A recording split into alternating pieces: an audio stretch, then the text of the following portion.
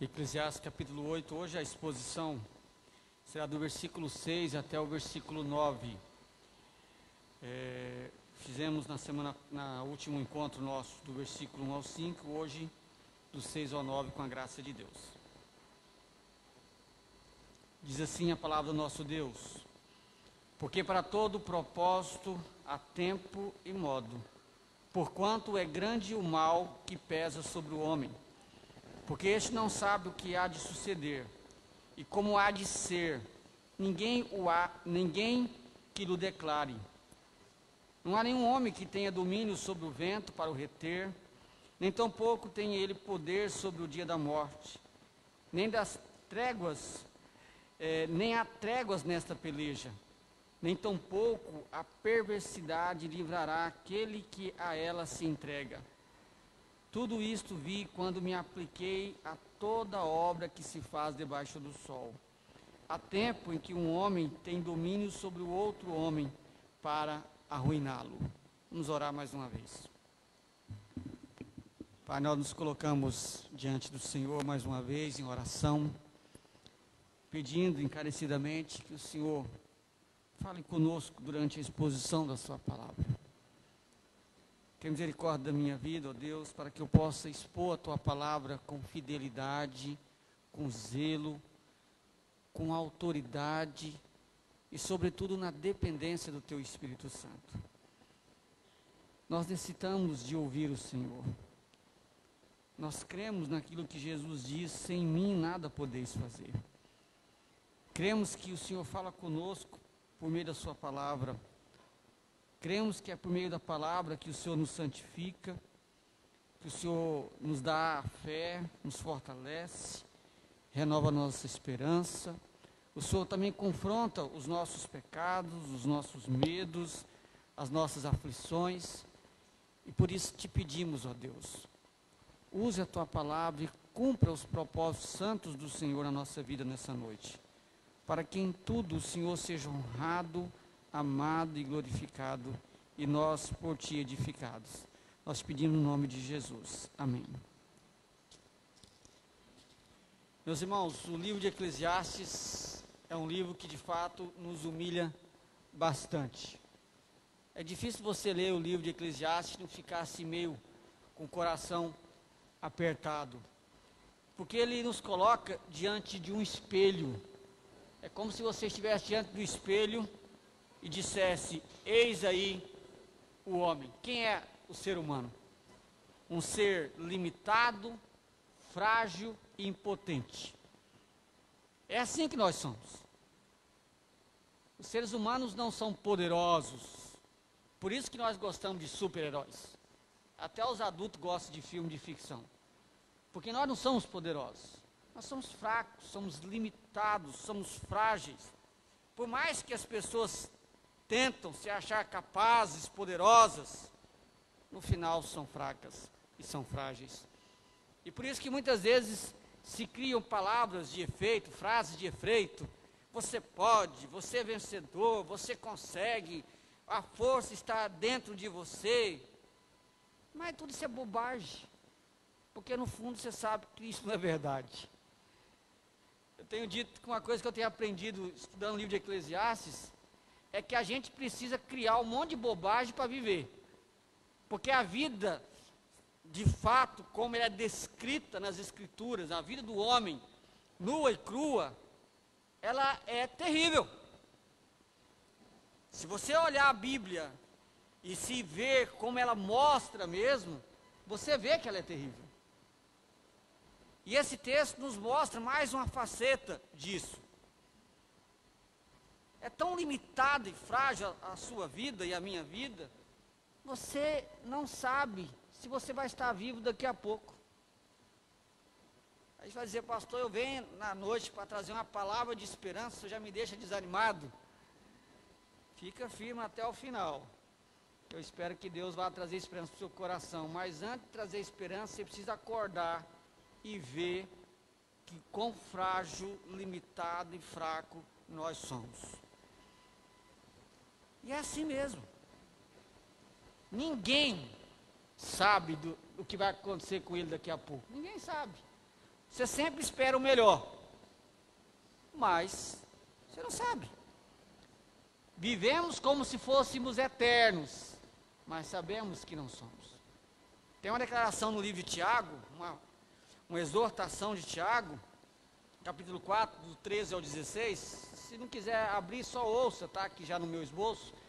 Tiago faz um alerta, quando ele diz, Tiago 4, 13 a 16, atendei agora vós que dizeis, hoje ou amanhã iremos para a cidade tal, e lá passaremos um ano, e negociaremos, e teremos lucros. Vós não sabeis o que sucederá amanhã. Que é a vossa vida? Sois apenas como a neblina que aparece por um instante e logo se dissipa. Em vez disso, devias dizer, se o Senhor quiser, não só viveremos, como também faremos isto ou aquilo. Agora, entretanto, vos jactais das vossas arrogantes pretensões. Toda jactância semelhante a essa é maligna. Qualquer jactância, presunção de achar que você pode, que você vai fazer, que você consegue, de querer fazer planos, e sem levar em conta Deus, sem levar em conta que se Deus não deixar, se Deus não abrir a porta, se Deus não te der condições, você não vai fazer. Toda pretensão semelhante a essa é maligna, é pecaminosa, e ela é louca também. Ela é absurda, mas as pessoas fazem, constantemente estão fazendo. É porque vivem na ilusão de que são eternos, vivem na ilusão de que podem, mais do que de fato podem, mas não pode, não pode. E querido, capítulo 8 do livro de Eclesiastes, ele vem falando sobre a sabedoria. Ele começa isso nos versículos 1 a 5, nós vimos isso na semana passada. Ele fala o quanto ela é importante, ele diz que ela é tão boa, que ela deixa o rosto até mais bonito. E depois ele descreve algumas questões práticas de como ela é importante na minha vida, no dia a dia. Todavia, por melhor que a sabedoria seja, por mais importante, a sabedoria, ela é limitada. Ela é limitada. Isso quer dizer que você continua sendo frágil, mesmo sendo sábio. Mesmo que você fosse o homem mais sábio da face da terra, você continuaria sendo alguém frágil, limitado e impotente. Porque essa é a realidade do ser humano. Essa é a realidade. Daniel, por mais sábio que Daniel fosse, ainda era frágil e limitado. Sempre é assim. E quem está dizendo isso é o homem que foi declarado das Escrituras o mais sábio. Um homem que a Bíblia diz que não houve igual e nem depois haveria semelhante. E esse mesmo homem é capaz de dizer que a sua sabedoria não é capaz de levá-lo adiante. Porque nós somos frágeis, limitados, impotentes e incapazes. É assim que nós somos. E eu quero deixar você bem desanimado mesmo, assim, até no finalzinho. Se tiver qualquer sentimento de altivez, que caia tudo agora. Qualquer sentimento de autonomia, se desfaça do seu coração, porque não é. Só vou pedir para o Ziago diminuir esse ar aqui, porque senão vai ficar complicado. Mas, dos versículos 6 ao 9, é o que nós pretendemos expor nessa noite, tem a seguinte lição: a sabedoria é necessária, mas não nos dá condições de conhecer o futuro e nem controlar o presente. Essa é a ideia central desses versículos. Eu vou repetir. A sabedoria é necessária, mas não nos dá condições de conhecer o futuro e controlar o presente. Não dá. Então nós vimos até o versículo 5, que a sabedoria é necessária e nos protege de muito sofrimento. Se você buscar a sabedoria, você vai sofrer menos, vai ter uma vida um pouco melhor, mas ela ainda vai ser limitada. Nos versículos anteriores, Na pregação anterior nós terminamos com a nota positiva. Olha o versículo 5 da sua Bíblia. Ele diz: quem guarda o mandamento não experimenta nenhum mal, e o coração do sábio conhece o tempo e o modo.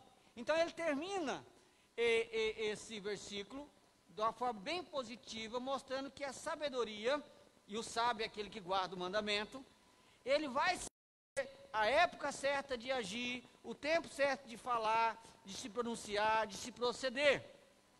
É assim que ele coloca. Mas o sábio é limitado quanto ao tempo e o modo.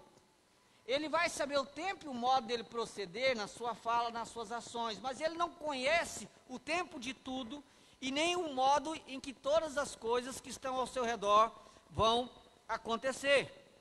O versículo 6 inicia assim, ó: porque todo propósito há tempo e modo. Aí ele diz o seguinte: porquanto é grande o mal que pesa sobre o homem. Ele está dizendo, de fato, para tudo, todo propósito, para tudo, há tempo e modo. E ao pensar sobre isso, ele chega à conclusão: porquanto é grande o mal que pesa sobre o homem. Por que é grande o mal que pesa sobre o homem? Porque se há propósito para todo tempo e todo o modo, então é alguém que está no controle, e não é o homem. Porque o homem quer estar no controle. O homem quer ser o senhor do seu destino. Mas não é assim. E Salomão diz: há tempo para tudo. Para todo propósito, há tempo para tudo. E esse é o grande mal que pesa sobre o homem, que o homem não tem controle do seu destino. O que ele está fazendo aqui é reforçando e ampliando algo que ele já disse. Vamos só relembrar rapidamente aí, no livro de Eclesiastes, capítulo 3, versículo 1. Folheia rapidinho as partes da sua Bíblia. Ele diz que tudo, versículo 1, capítulo 3, tudo tem o seu tempo determinado, e há tempo para todo o propósito debaixo do céu. Então, se tudo tem o seu tempo determinado e há tempo para todo o propósito debaixo do céu, isso quiser que tem alguém por trás, e não sou eu, que está no controle. E esse é o grande mal que pesa sobre o homem, porque o homem se vê alguém incapaz de ser o senhor do seu destino. E no versículo 11 do capítulo 3 ainda, ele vai dizer: tudo fez Deus formoso no seu devido tempo. Quem fez? Deus. Também pôs a eternidade no coração do homem. Por isso que você está sempre inquieto. E ele continua, só que tem um porém: sem que este quem? O homem, possa descobrir as obras que Deus fez desde o princípio até o fim. Ou seja, Deus fez tudo formoso, no seu devido tempo, colocou no nosso coração uma inquietude que só pode ser saciada nele, mas ele deixou algo encoberto. Ou seja, você nunca vai saber. Você nunca vai saber o tempo de todas as coisas, nem quando todas as coisas vão acontecer. Isso está encoberto. Nunca vai saber. Não adianta querer ler mão, não adianta querer ir atrás de profeta. Tem uns crentes que gostam de ir atrás de profeta, né? Doido para ouvir a frase, eis que vejo, né? Porque quer saber o futuro, quer controlar. Não pode. Sabe por que a feitiçaria era proibida em Israel? Entre outros motivos, mas um motivo claro, era justamente porque as pessoas queriam saber o futuro. O pessoal que lê a mão aí, o que eles ficam olhando a linha da sua mão? Por que as pessoas se dão a esse trabalho? Quer saber o futuro. Só que o texto diz que Deus não diz. Você não vai saber quando as coisas vão acontecer. E ele diz: isso pesa sobre o homem, porque o homem não tem controle da sua vida, não tem controle do seu destino, ele não sabe quando as coisas vão acontecer. Grande, porquanto grande é o mal que pesa sobre o homem. Grande é o mal que pesa sobre o homem. Agora observe o versículo 7. Por que grande mal pesa sobre o homem? Porque este não sabe o que há de suceder. E como há de ser, ninguém há que lhe declare. Esse é o grande mal que pesa sobre o homem. Ele não tem a mínima ideia do que vai acontecer na sua vida. Você acha, mas você não sabe.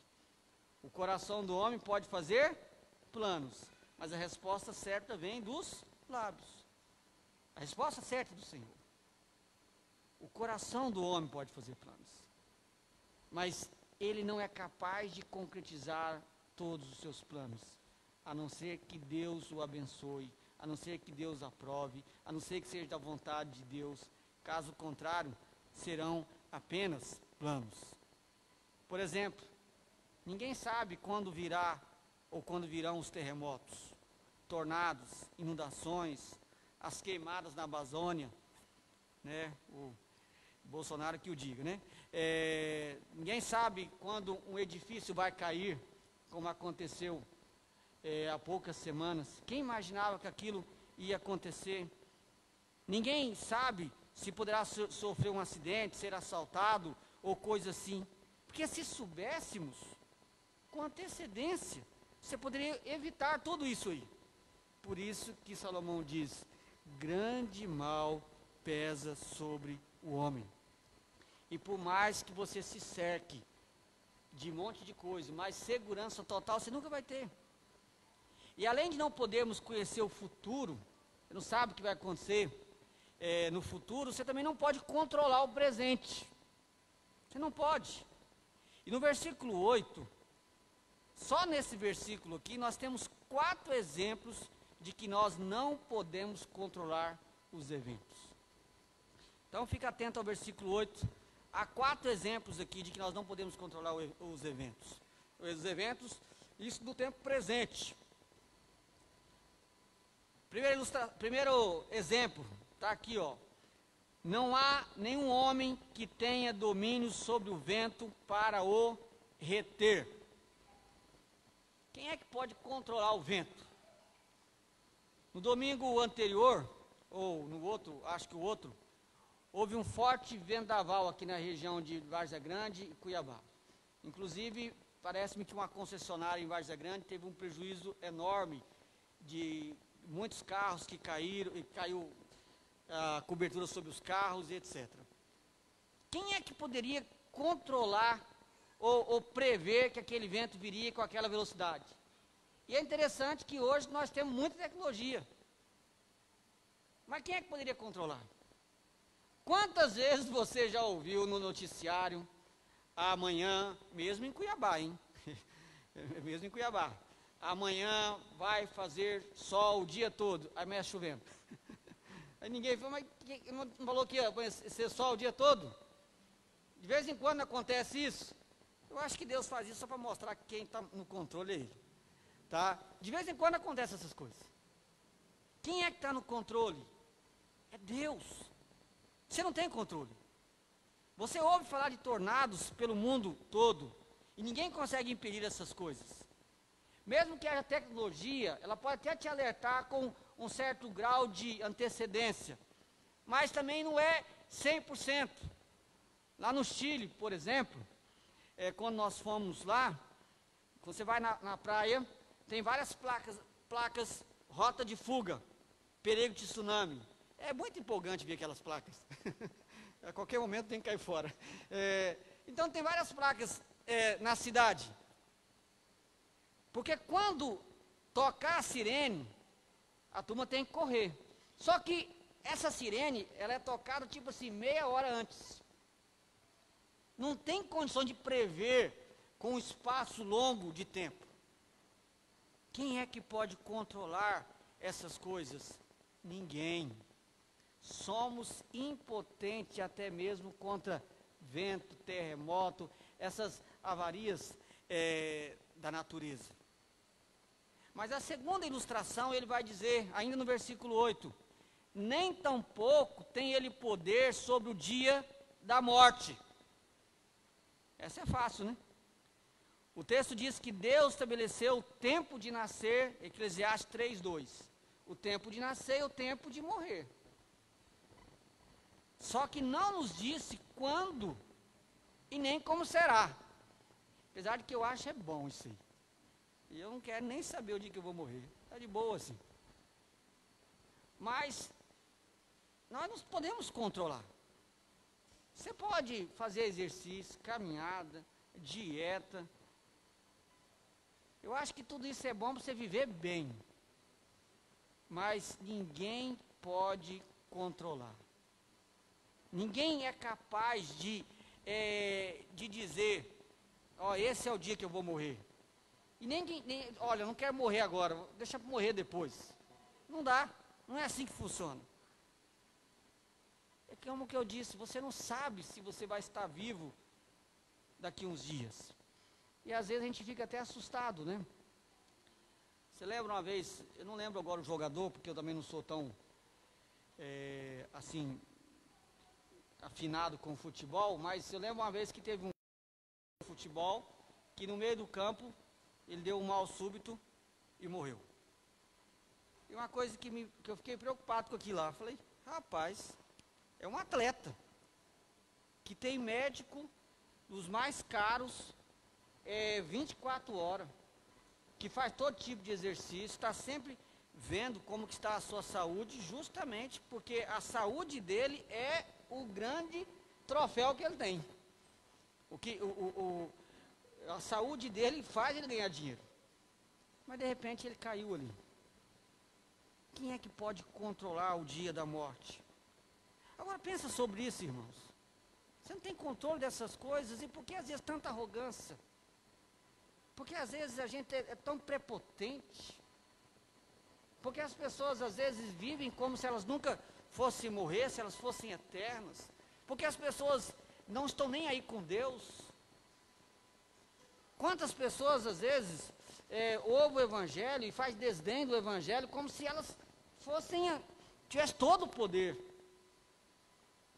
O ser humano, ele é fraco, ele é pó, ele é frágil.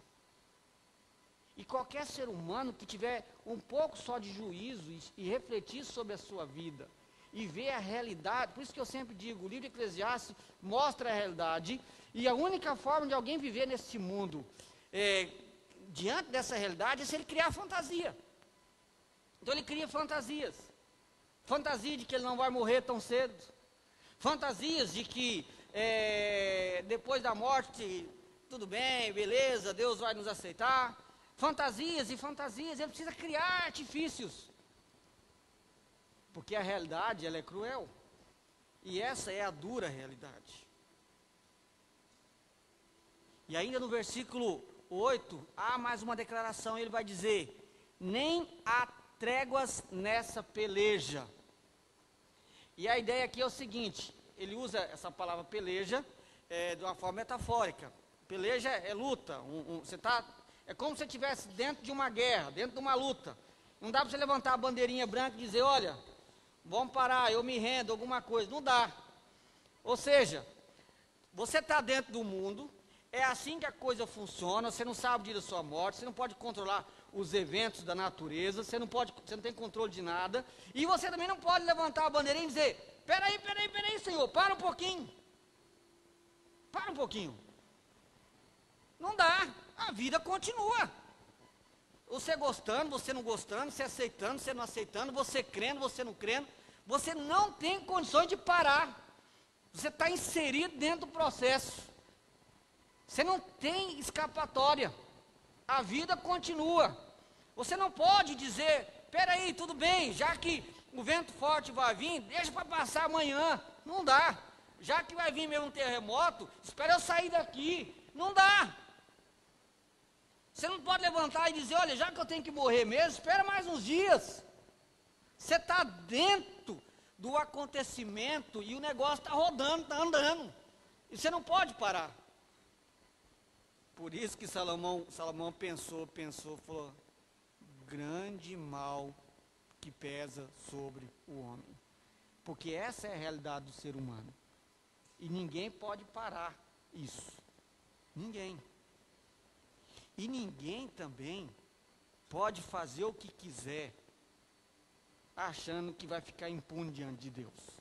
Olha a última frase aqui do versículo 8. tampouco a perversidade livrará aquele que a ela se entrega. Como há tempo para tudo, há também o tempo em que o pecador terá que acertar as suas contas com Deus. Ele pode viver aparentemente bem, mas da mesma forma que não temos domínio sobre o vento para o reter, e nem ninguém pode escapar da morte, também não há trégua nessa vida. Ninguém pode escapar o julgamento de Deus. Ninguém. Não tem como você fugir de Deus. Não tem como você enganar Deus. Não dá para você se esconder de Deus. A gente esconde das pessoas. A gente tenta disfarçar, mas de Deus ninguém consegue. O que a Bíblia diz? Não vos enganeis. De Deus não se zomba. Aquilo que o homem semear, isso também ceifará. Gálatas 6, 7. Ninguém pode escapar. Só se o ser humano fosse autônomo que ele poderia. Por isso que não existe autonomia. Você não é autônomo, você não é livre.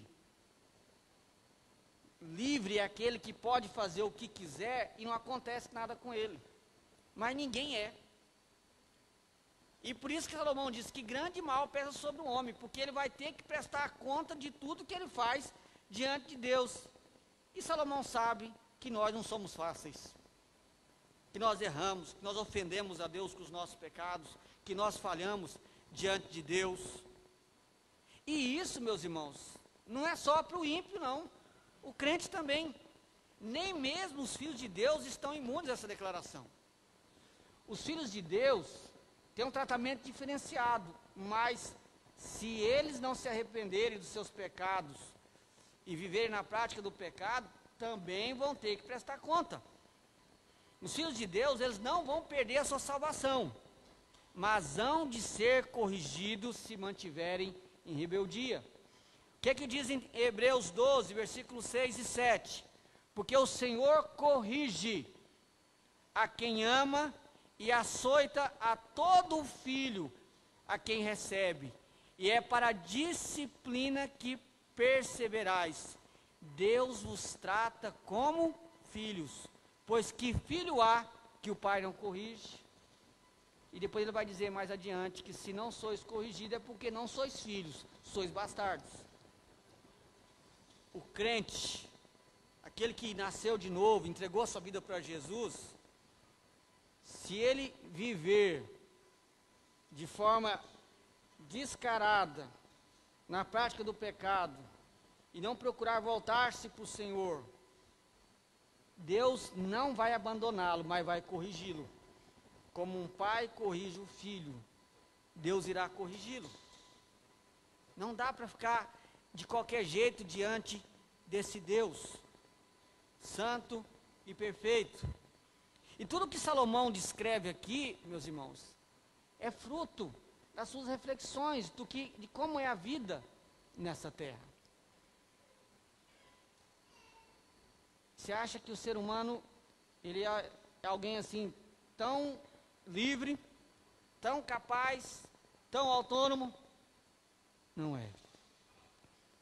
Você não controla o vento, você não controla o dia da sua morte, você não pode se livrar dessa realidade, e você não pode fugir de Deus.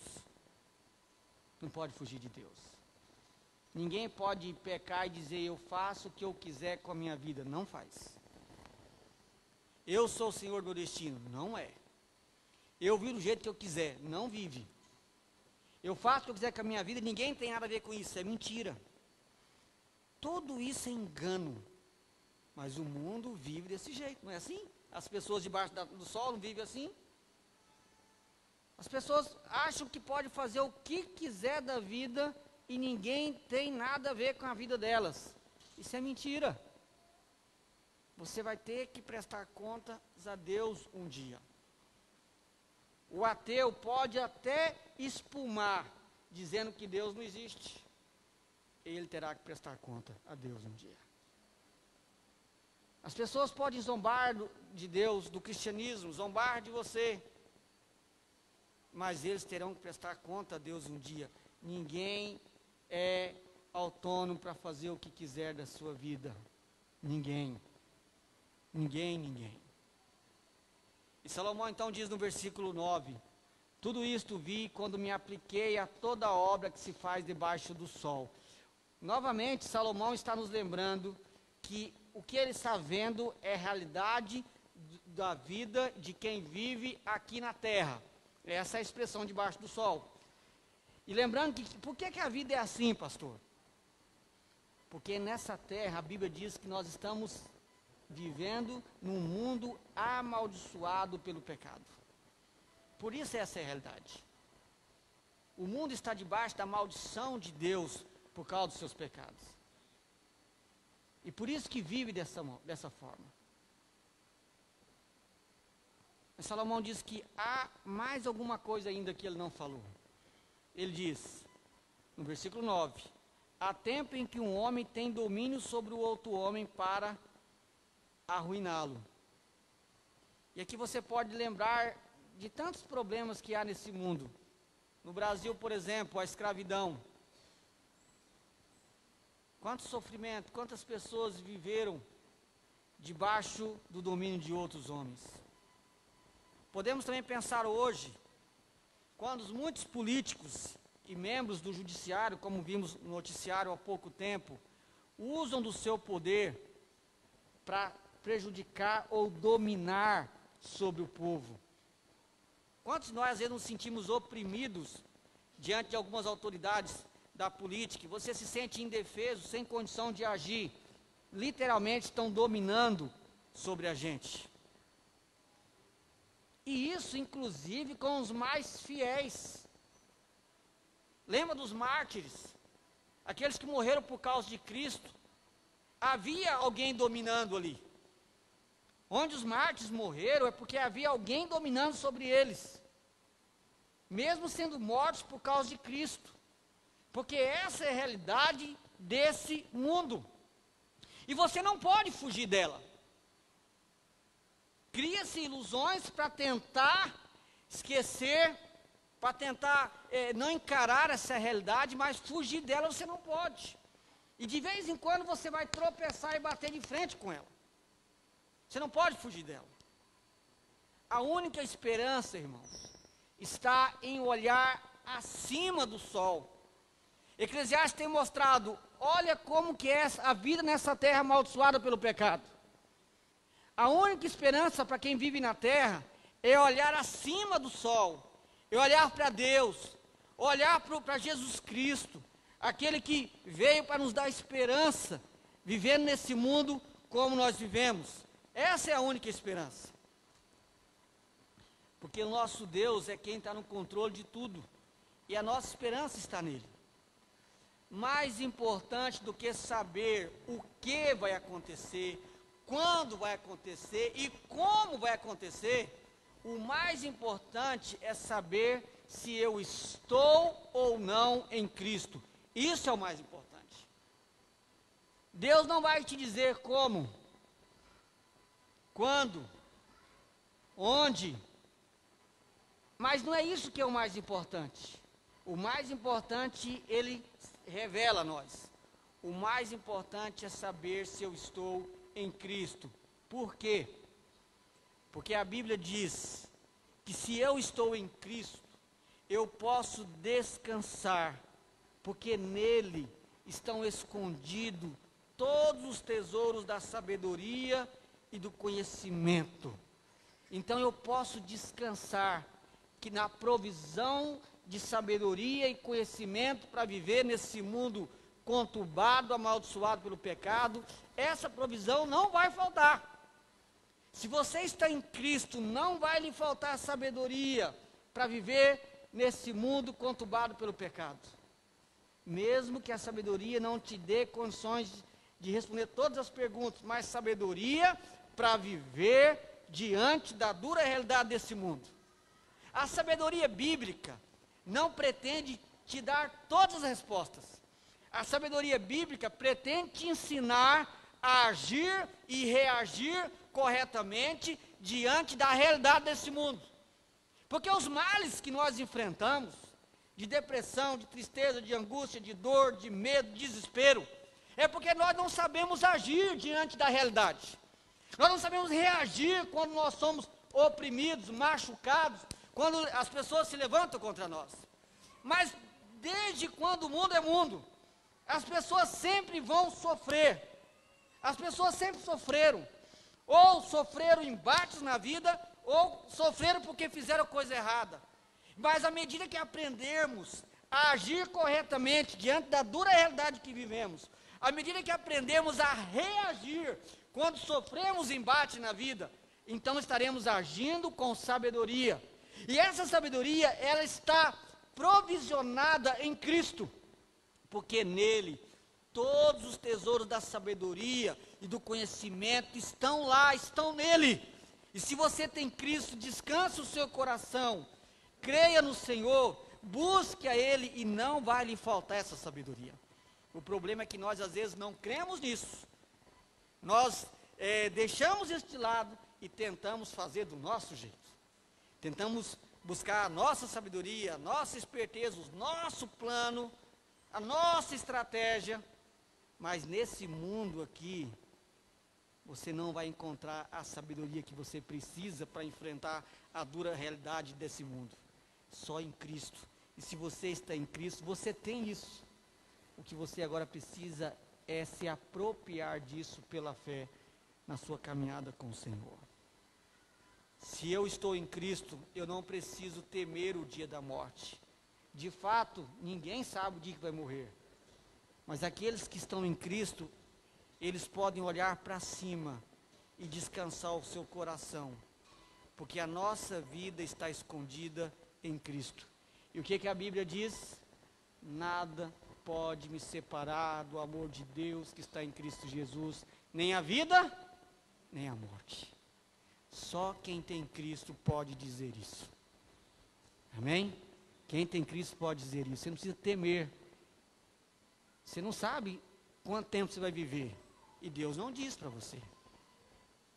Mas se eu viver mais 30 anos, mais 50 anos, ou mais um dia, o mais importante é saber que eu estou com o Senhor. E não é por causa de mim. Não é por causa da minha esperteza. Não é porque eu sou super, mega, plus, advanced crente. Mas é porque Jesus Cristo é suficiente para mim. Se eu estou em Cristo, eu tenho a certeza de que por meio do seu Espírito, Deus estará comigo todos os dias. Não tem uma promessa? Eis que estou convosco todos os dias. Nos dias difíceis, nos dias alegres, nos dias de incerteza, nos dias de medo, nos dias de insegurança, no dia que tiver o terremoto, no dia que tiver o tsunami, no dia que as coisas caírem todas, o Senhor estará comigo todos os dias. Todos os dias. Eu não sei o que acontecerá, eu não sei o que sucederá, mas uma coisa eu sei: o Senhor estará com o seu povo. Se você está em Cristo, você pode ter esperança vivendo nesse mundo conturbado e doido no qual nós vivemos. Se eu estou em Cristo, eu posso descansar na certeza de que um dia Deus julgará os malfeitores. Meus irmãos, quando teve semana passada, vai retomar agora, em novembro, a decisão lá do judiciário sobre a prisão em segunda instância, aquele negócio estava me fazendo mal, eu confesso, os irmãos, e eu estava me dando uma irritação com aquilo, um sentimento de injustiça, um sentimento de que tem gente que não está cuidando direito do nosso país, e de que eu não posso fazer nada de forma objetiva, como homem. E depois eu fiquei pensando, só que eu parei depois, pisei no freio, né? Falei, se eu sou crente, sou pastor, e eu estudando Eclesiastes, estou sentindo isso, imagina quem não tem esperança. Está doido para entrar com um trator lá dentro daquele negócio.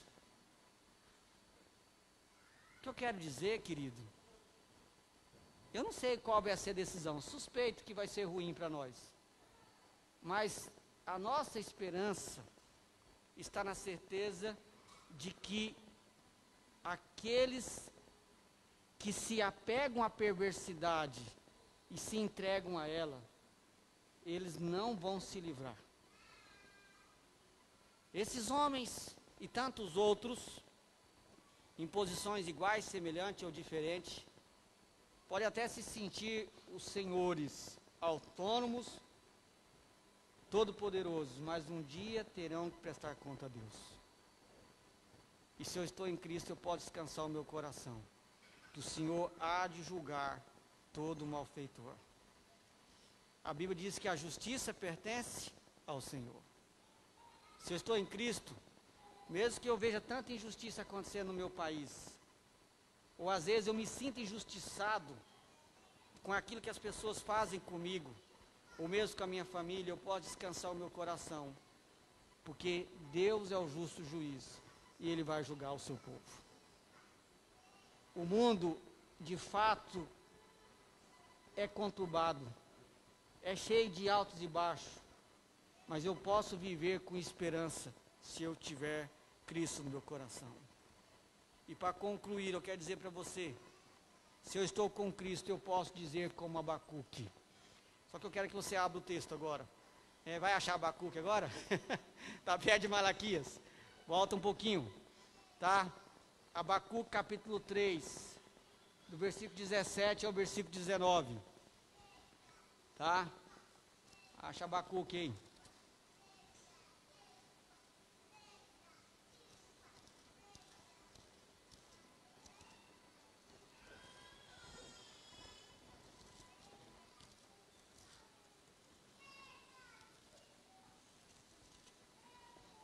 Está antes de Ageu.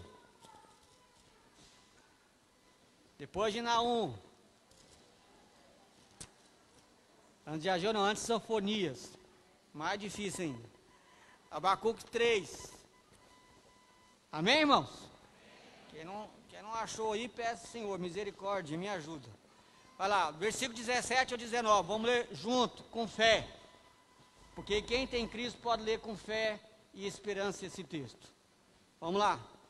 Ainda que a figueira não floresça, nem haja fruto na vide, o produto da oliveira minta, e os campos não produzam mantimento, as ovelhas sejam arrebatadas do aprisco, e nos currais não haja gado, todavia eu me alegro no Senhor, exulto no Deus da minha salvação, o Senhor Deus é a minha fortaleza, e faz os meus pés como os da corça, e me faz andar alterneiramente ao mestre de canto para instrumentos de corda. Ainda que aconteça tudo isso, eu me alegro no Senhor e exulto no Deus da minha salvação. Só quem tem Cristo pode dizer isso. Abacuque estava triste porque o castigo viria sobre o povo dele, que haviam se afastado do Senhor, e ele sabia que ele não poderia parar aquilo, mas ele diz, eu posso ter esperança, porque Deus existe, e é nele que eu coloco a minha esperança. E eu pergunto para você que está aqui nessa noite, você está em Cristo? Se você está em Cristo, querida, alegre o seu coração, mesmo que você não entenda algumas coisas, mesmo que você não saiba o tempo, o modo, mesmo que você não saiba quando as coisas vão acontecer, se você está em Cristo, isso é suficiente. Vamos orar? Bendito Deus e eterno Pai, nós queremos, ó Deus, louvar o Senhor primeiramente por Teu Filho Jesus Cristo, porque de fato vivemos num mundo, ó Deus, conturbado, e nós somos de fato, ó Deus, limitados, frágeis, somos de fato pó. Nós não temos controle de nada, não temos controle sobre a natureza, não temos controle sobre a nossa vida, o dia da nossa morte, e não podemos fazer nada para mudar isso. E não tem como escapar do Senhor. A única esperança da raça humana está em Cristo Jesus, o nosso Redentor. Mas eu te louvo, ó Deus, porque Jesus Cristo é vivo, Ele é real, Ele existe. Eu te louvo, ó Deus, porque Jesus Cristo veio resolver o nosso problema, pagar, ó Deus, a nossa dívida, perdoar todos os nossos pecados, do passado, do presente e do futuro. Eu te louvo porque em Cristo nós podemos ter paz com o Senhor e acalmar o nosso coração. Eu te louvo, Deus, porque em Cristo podemos ter esperança, porque nem a morte, nem a vida podem nos separar do Senhor. Eu te louvo, Deus, porque em Cristo podemos ter esperança, porque nele todos os tesouros da sabedoria e do conhecimento estão escondidos, e certamente não nos faltará provisão, ó Deus, de sabedoria, se buscarmos o Senhor. Eu te louvo, ó Deus, porque mesmo que haja injustiça nesse mundo, o Senhor há de julgar e cuidará do seu povo.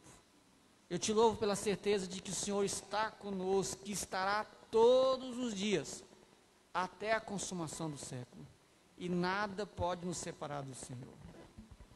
Eu te louvo, ó Deus, porque ainda que aconteça grandes catástrofes, nós ainda poderemos descansar, nos alegrar no Senhor, o Deus da nossa salvação. Pai, nos ajude a crer nisso. Que o nosso coração acalme e descanse no Senhor. Visita cada um de nós aqui, Pai. E que essa palavra aplique no mais profundo do nosso coração. Que encontremos descanso para a nossa alma. Sabemos que estamos com o Senhor, guardados, seguros, protegidos com o Senhor. Que possamos, ó Deus, servir o Senhor com gratidão no nosso coração, entendendo o que somos e temos em Cristo Jesus. Que possamos servir o Senhor com alegria e com devoção. E assim, ó Deus, o Senhor ser honrado, amado e exaltado. Nós pedimos, ó Deus, o nome do nosso Redentor. E é no nome dele que nós oramos. Amados irmãos, ide agora em paz. E que o amor de Deus, o nosso Pai, que a graça de Jesus Cristo, seu único Filho, que o poder e as consolações do Espírito Santo estejam sobre vós, amados de Deus, hoje e pelos séculos dos séculos. Amém.